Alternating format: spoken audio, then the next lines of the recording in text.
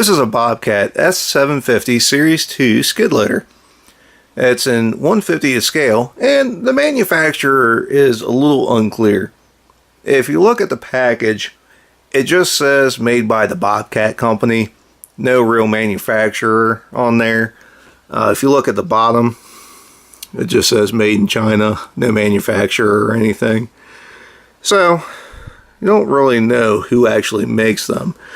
Years ago, the Clover company made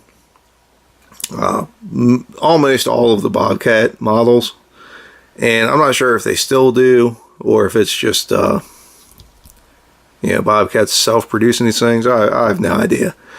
But anyway, this is a really nice it's a really nice model. The Bobcat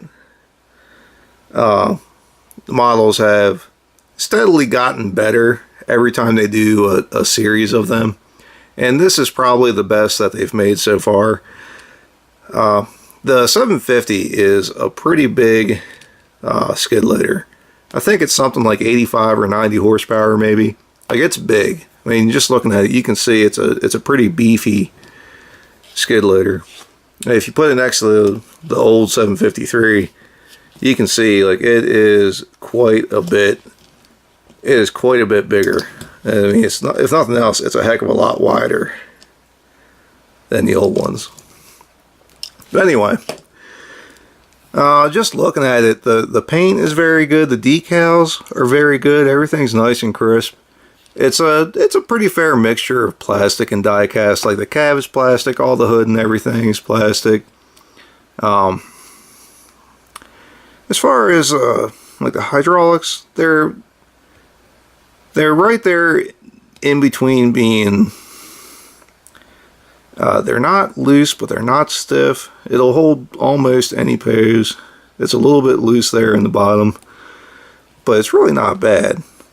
And what's interesting is the bucket here, it doesn't tilt back terribly far. I mean, it's not bad, but the dumping angle is interesting because I think it's meant, let you see that, I think it's meant to stop right there, but it'll actually, you can keep going with it to the point where the cylinders will pop out of the jackets, and then, I mean, that's about your maximum dumping angle right there anyway, which is kind of interesting because you can actually get a pretty good pose out of it.